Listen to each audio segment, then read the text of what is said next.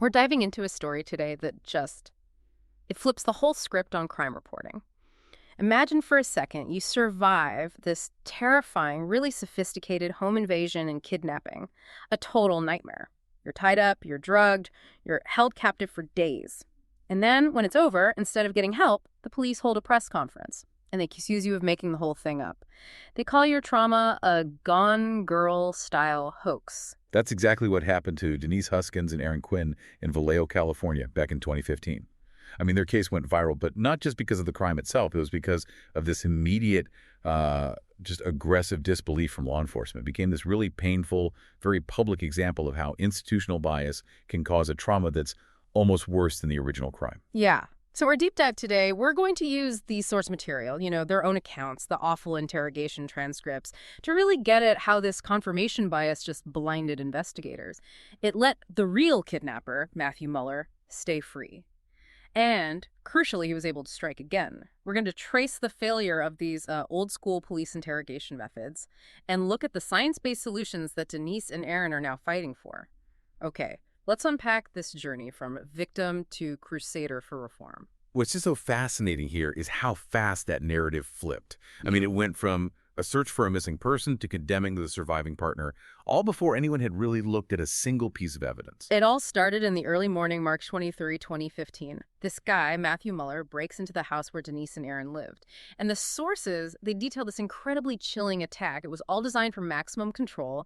He used a modified water pistol, rigged it with a laser pen and a stun gun to make it look like some high-tech weapon.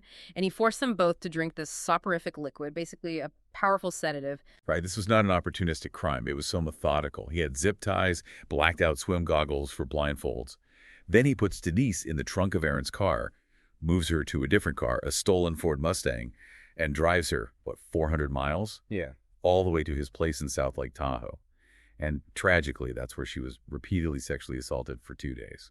And the whole time, the kidnapper is demanding ransom. Sources say it was somewhere between $8,500 and $17,000. He sent the demands by email, and this part is key. He threatened Aaron, told him not to call the police right away, so of course Aaron waits a few hours. And that delay, that's what the police fixated on. That delay and just how bizarre and sophisticated the whole crime seemed, that was all they needed. Their assumption was immediate. This guy's lying. So when Denise is released 2 days later in Huntington Beach, you'd expect relief, right? But no, the Vallejo Police Department, they just doubled down. And then you have that one moment, the one that sealed it. Lieutenant Kenny Park, the police spokesperson, he holds this press conference, and he just announces to the world it was a hoax, an orchestrated event. And he says the couple owes the community an apology for wasting police resources. Over 40 detectives, he claimed. Can you even imagine? You survive this, and suddenly you're the villain, the real-life Gone Girl? And it ruined them professionally. They were physical therapists. Their whole careers built on trust. But that police narrative, it just destroyed their ability to work. They've said it over and over again, that this secondary trauma, the public shaming, was more damaging than the kidnapping. So you said the police were already convinced it was a hoax. How much of that certainty came directly from the interrogation room? Oh, that's the core of the failure right there. Aaron Quinn was interrogated for 18 straight hours. 18 hours with two very seasoned professionals, Detective Matt Mustard and FBI Agent French. And they weren't trying to find facts. They were using these really old methods developed in the 1940s. It's a system designed to replace physical torture with psychological pressure. But the goal is the same. Get a confession. Always get a confession, because confessions get convictions. That's the whole philosophy. So the goal of that 18-hour session wasn't to gather information. It was just to confirm their own theory that Aaron was involved in some kind of cover-up. Exactly. They were just trying to break him down. The sources detail all these classic coercive tactics. They isolated him. He asked for his family, who were literally right there in the station, and the police lied. Said they didn't know where they were. Yeah. And then Agent French, the polygraph expert, he just straight up lied and said Aaron failed the test. Yeah. That's a huge psychological blow. And then Detective Mustard starts in with that minimization technique, right? He starts suggesting a different story, something that makes it seem less evil. It's so insidious.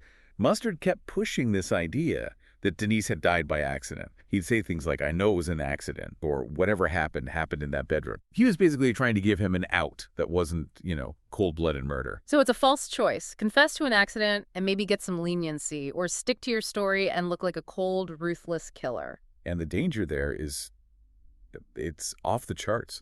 Yeah. You look at DNA exonerations, and nearly a third of all wrongful convictions come from a false confession, usually obtained with these exact methods. The problem is that officers like Detective Mustard, based on that old training, they truly believe they're human lie detectors. They think they can spot a lie, so they just ignore any evidence that doesn't fit their theory. And because they were so focused on the hoax idea, they missed things, big things. The sources are really clear on this. The kidnapper called 3 times. They missed a chance to trace those calls. Aaron said it could have led them right to Denise. And it gets worse. You have these institutional conflicts of interest. Several sources mention an FBI agent on the case, David Sesma, who had previously dated Aaron Quinn's ex-fiancée.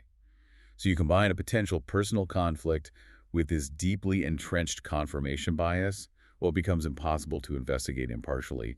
They were sold on their theory. So the truth only came out months later, and it wasn't because Vallejo PD had a change of heart. Not at all.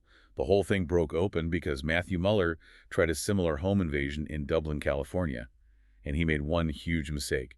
He left his cell phone at the scene. And this is where Detective Misty Karasu comes in. She was on that Dublin case, and despite all the media noise about the Vallejo hoax, she's the one who connected the dots. She saw the similarities, especially that really unique detail, the blacked-out swim goggles. The same evidence the so-called veteran investigators in Vallejo just dismissed. Yep.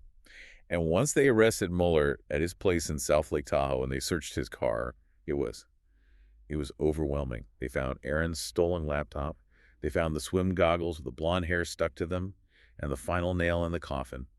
The Huntington Beach drop-off location was still programmed into the car's GPS.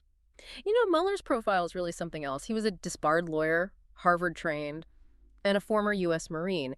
It explains the level of planning involved. He was a master of psychological manipulation. He used recordings of whispering voices to make them think there were multiple attackers, Yeah. and that modified gun, all to maximize the terror. He later admitted he acted completely alone. And he knew what the police were doing to his victims. He was following the news. He was. The sources show he sent emails to a reporter at the San Francisco Chronicle. He even sent photos of the tools he used, trying to prove the kidnapping was real.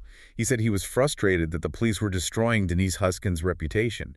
He was trying to defend them from the system that was supposed to protect them. In the end, Mueller pleaded guilty to the federal kidnapping charge. He got 40 years in prison. He did, yes. And while he later tried to claim his plea wasn't voluntary, the facts of the case, his guilt, it was all firmly established. So, justice from the criminal side. But what about accountability for the institutions, for the police and the FBI that failed them so badly? Well, any accountability only came after a long fight, and only because of civil pressure. Denise and Aaron sued the city of Vallejo for defamation, and in 2018 they got a settlement of $2.5 million, which is really a public admission that the police got it horribly wrong. And today, they're married, they have 2 daughters, and they've channeled all that trauma into advocacy. But inside the department, for the actual officers involved, it's a completely different story. Detective Matt Mustard, the interrogator who was so sure Aaron was a killer, he was named Vallejo's Officer of the Year in 2015. The very same year. It's unbelievable. And neither the FBI nor Vallejo PD ever really gave a public explanation for how they bungled it so badly. And that complete lack of internal consequence really highlights the systemic problem, right? Which is why this push for reform is so important. Aaron and Denise, they're now championing something called science-based interviewing, or SBI. We've seen how bad the old confession-based system is. So how does SBI change the equation? What's the core difference? It's a total shift in philosophy. It redefines what success even is. In the old system, success is a confession. That's it. In SBI, success is getting detailed, verifiable information.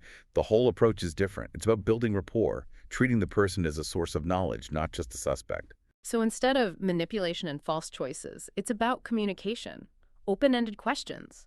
It's the total opposite of what Mustard did when he told Aaron, I don't want you to say a word, I need you to listen to me. SBI is all about listening. Exactly. And we know it works. The sources show that a team using SPI methods actually got Mueller to confess to even more unsolved crimes from the 90s, all while he was already in prison. The difference in what you can achieve is it's night and day. And SBI is now the standard for new training in California, which is a huge win. But the fight isn't over. Not at all. The real challenge is mandating retraining for all the veteran officers. the people who are taught that human lie detector mindset. Hmm. They need to unlearn it. The victims pushed for a bill that would have required exactly that, but the governor vetoed it. So their advocacy is still absolutely critical. This whole case, the story of Denise Huskins and Aaron Quinn, it's more than just a true crime story. It's a really profound look at how institutional bias and flawed training can turn the people who are supposed to help you into another source of trauma. If we connect this to the bigger picture, Yeah. this deep dive really underscores that focusing on getting the truth through information, not just getting the conviction through a confession, is the only way forward. It's the only ethical and effective path for law enforcement. And yet, despite the success of this new method, critics point out that the officers at the center of this failure, like Detective Mustard, who got a promotion, or Agent Sesma, whose bias may have derailed the whole thing, they've mostly avoided any real accountability. So what does it say to you about a system that rewards people for actions that end up costing millions in civil rights settlements?